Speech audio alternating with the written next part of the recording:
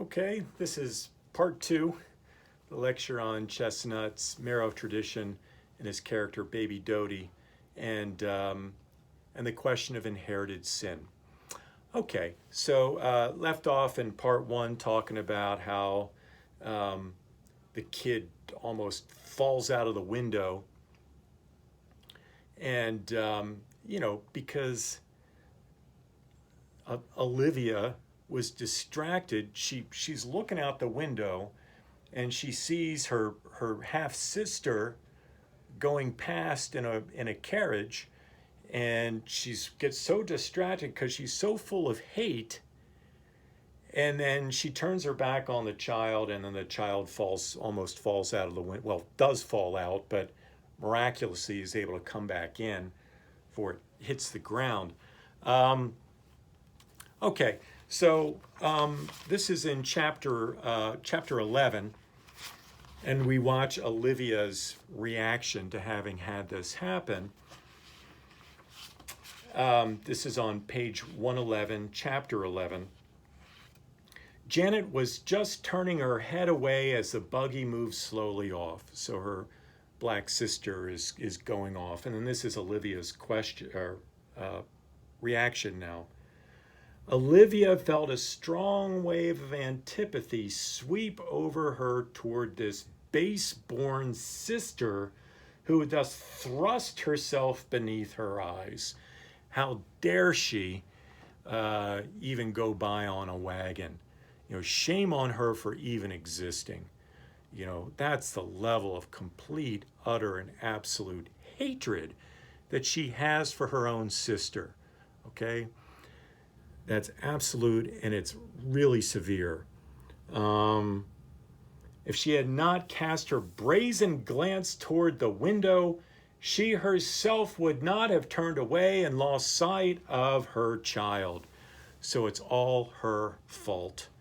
Couple things here. One is that Chesnutt, this isn't just Janet and Olivia. Okay, this is a phenomenon that's run all through the South, the way that African American women who were slaves were often raped, sexually assaulted by white slave masters over and over again. This case here is actually pretty mild because Janet, according to the book, it's a consensual relationship between her father and his maid who was once a slave. And, they got married. And so even with, the most positive atmosphere for Janet to have been born in, look at what she still has to deal with because of the society that she has to operate in, a society defined by complete, utter racial hatred. So it's not limited to these folks. And just on a personal anecdote here, I lived in South Carolina for 6 years. That's where I got my PhD. Strom Thurmond was the senator of South Carolina at the time for many, many decades. He died in the early 2000s. I don't know the exact date. He died, and what do you know? Within a couple weeks after he passed away, he had a daughter that appeared and said, "Hi, I am also Strom Thurmond's daughter," and you guessed it, she's black. So Strom Thurmond had basically sort of a Me Too kind of thing with him. His family, when he was much younger, had an African American housekeeper and, seduced her somehow, and then they had this child. He spent his entire life denying that he had this daughter and even paid her, what was essentially hush-up money. Okay, here's some money. I'll take care of you. Just don't say anything about our relationship. And she did that, but she waited until after he died to speak up and say, "Hi, I'm Strom Thurmond's daughter." And so what do you think his quote unquote legitimate daughters what their reaction was. They're like, oh, wow, long lost sister. Here, come join the family. Let me give you a hug. Yeah, right. They were furious. Who does she think she is, showing up and blah, blah, blah during this time of family mourning, blah, blah, blah. Well, it's her father, too, who just died. So, you know, this phenomena that Chesnutt is describing here of sisters hating sisters, it's not limited to just Janet and Olivia. It's not. He's tapping into a phenomena that's run all through the South for many, many centuries. In fact, you've probably all heard of the case of, one of the founding fathers, Thomas Jefferson, had an ongoing relationship with one of his slaves, and they had at least one child. There are rumors about this for years, but with the advent of DNA testing, they've proven it's true. There's a whole, group of Thomas Jefferson's direct descendants, and they are black. Okay? So, yeah. So it's not simply, okay, we have black people and white people, and they need to learn to get along with one another. Chesnutt is saying, no, we don't have this absolute racial divide. We are literally family. We are family. And, that familial bond is being trampled on and spat upon and hated upon.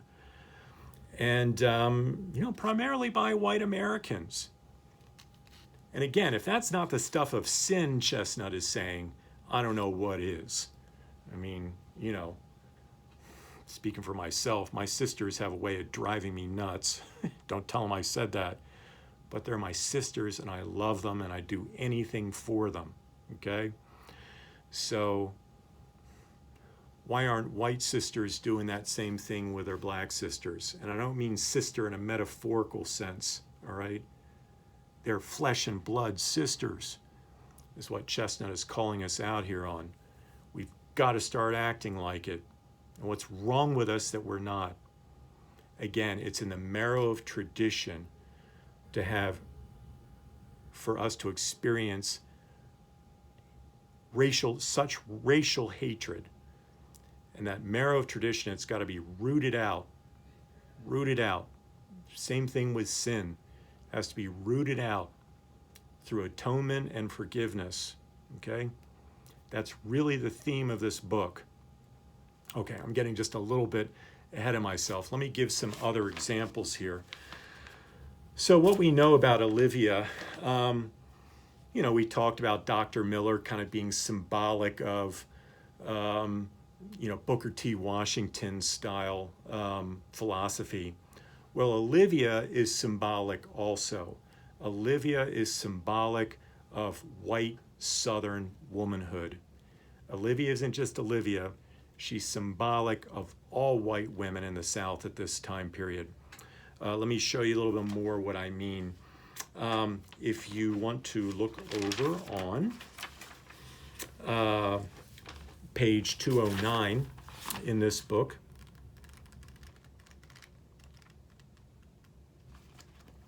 This is the very last paragraph of chapter 30. Very last paragraph of chapter 30. Hence, Mrs. Carteret, after this, that's Olivia. Hence, Mrs. Carteret, after this painful discovery, remained for a long time ill at ease. So disturbed, indeed, that her mind reacted upon her nerves, which had never been strong, and her nervousness affected her strength, which had never been great, until Carteret, whose love for her had been deepened and strengthened by the advent of his son, became alarmed for her health and spoke very seriously to Dr. Price concerning it. Okay, so often you see white women from the time of slavery all the way on up, or white women, white Southern women being defined by worry, nerves, stress, anxiety, everything else. In other words, their racial hatred and having these black slaves around to do all their work for them, including being wet nurses, it's had this horrible effect on their gender roles as women. I mean, Olivia is not a model of femininity for Chesnutt, right? She doesn't have a shred of strength or, she doesn't have a shred of any strength of character to her. And you see this kind of representation of women's southernhood, white Southern womanhood over and over. Those of you who have read Harriet Jacobs' Incidents in the Life of a Slave Girl with Mrs. Flint, Dr. Flint's wife, same thing, same character type. Okay, so yes, Olivia, typical white Southern woman, defined by poor nerves and nasty disposition.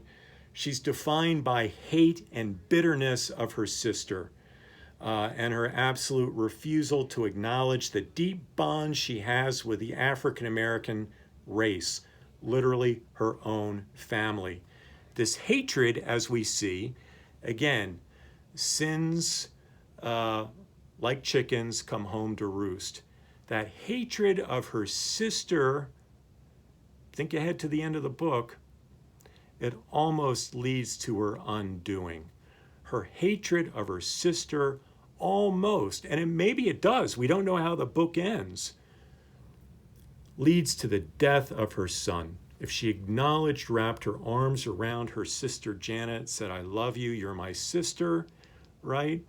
Her sister would have been there for her in her time of need. And she, without a moment's hesitation, would have sent her husband, the doctor, to go care for baby Dodie. But she hates her so much that hatred, again, comes right back on her, and it almost kills her, and kills her son. Okay, you see what Chesnutt is up to here? That's a theme all through this book. Sins eventually, if they're not already, are going to catch up with you. Okay? This is a not so subtle warning from Chesnutt, especially to white America. Okay. All right. Okay. Blah, blah, blah. Okay. So, yes, that does then lead us here to the end. Fast forward, the stage is set. We see what's going on here with these folks, the dynamics of sin and hatred and everything else. Now, how does it all play itself out? Okay, well, Olivia's husband, okay, he's fomented, as we know, he's fomented this race riot, not just a race riot, it was a coup d'etat, arming white people to go out and just basically overthrow the duly elected black legislators, politicians, leaders, etc., black business people, everything else, coup d'etat against them. So, yeah, and it worked all too well, right?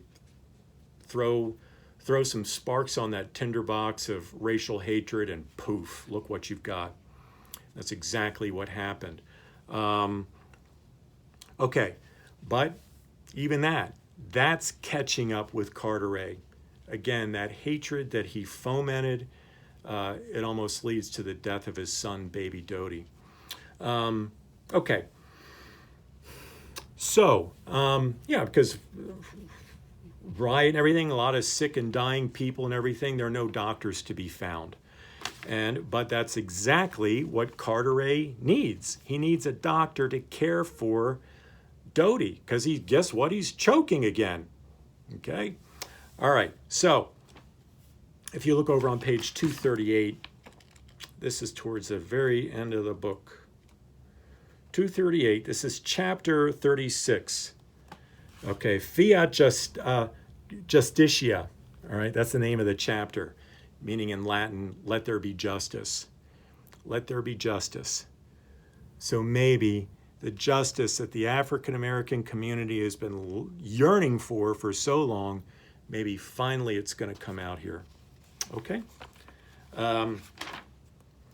Okay, so Carter A is scrambling around trying to find a doctor. I'll just give a couple examples. 238. We pass right by Dr. Thompson's, right? Goes and finds a servant. The doctor, sir, has gone to amputate the arm of a gentleman who got one of his bones smashed with a pistol bullet in the fighting this afternoon, sir. He's just gone, sir, and left word that he'd be gone for an hour or more. Okay, so no doctor there, because the doctor is healing someone else who got shot. There are no doctors left, and it's his own fault. It's Carter A's own fault. Okay, and then over on 239. There is but one other doctor in town who has performed the operation so far as I know, he declared. And that, you guessed it, that is Dr. Miller, the husband of his wife's sister that his wife hates. You did it to yourself, kids. You and your wife, you did it to yourself. If you can get him, he can save your child's life. Okay, that's a big if. So he goes, right? He threw Dr. Miller out at the beginning of the book, the first time the kid chokes, and now he's got to come and, beg to get him back. Yeah, lots of luck with that. How many of y'all, if you had someone treat you so badly and they come begging to you on their knees, how many of us would say, oh, gee, okay, no problem, happy to help this time? Most people are like, tough luck, pal. You reap what you sow, and maybe you'll learn a lesson from this. That's what I think most of us would do. What do you make of the fact that Dr. Miller has it in him to go and help anyway, right? Doesn't that say something about the strength of character, the capacity to forgive that Chesnutt sees in the African American character? That big heart, that utter decency, that is something that's in the African American character, which white America, Chesnutt is saying, has never, ever, ever appreciated. Okay? And because we don't appreciate it, because we see black and think only all these bad thoughts, that's only hurting ourselves. It is only hurting ourselves. Okay? So he's got to go crawling back to him and ask for his forgiveness. Okay? All right. Well, part 3, we'll get into that. All right. Stay tuned.